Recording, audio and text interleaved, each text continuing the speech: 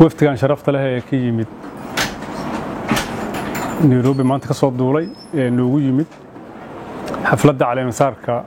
madaxweynaha dowladda goboleedka Jubbaland Mudane Axmed Maxamed Islaam oo ay hogaaminayaan walaalaha saaxiibada ee madaxweynayaashii hore madaxweyne Cabdikariin iyo madaxweyne Sharaf Xasan Sheekh Aadan xildhibaanada mas'uuliyiinta kala gedisan mudanayaasha marwooyinka soo dhawaada halkan waa gobolkiinni dowladda goboleedka Jubbaland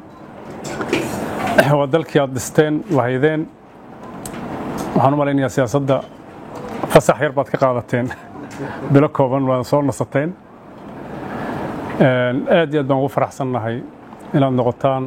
waftigii ugu horreeyey oo heerkan ah oo soo gaara magaalada Kismaayo caleemasaar ku yimaado runtii maanta sharaf weyn ayay noo tahay inaan ka soo qayb galno xafladda iyo damaashaadka caleemasaarka madaxweyne Axmed Maxamed Islaam Axmed Madoobe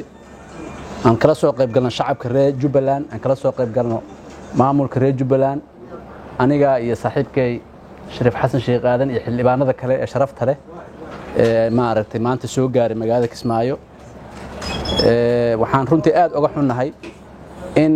munaasabadda aan ku nimid ay ku soo aadan tahay ama ku soo aaday xilli shacabka reer Jubbaland ay saaran tahay cunaqabateen gardarro ah reer Jubbaland runtii sharaf ay sameeyeen doorasho ay sameeyeen doorasho ay ugu daneynayaan dadkooda iyo dalkooda oo ugu daneynayaan wanaagii madaxweyne Axmed uu dalkan ka qabtay ayagoo u abaalgud u sameeyay inuu mar labaad iyo mar saddexaad inuu hogaamiyo runtii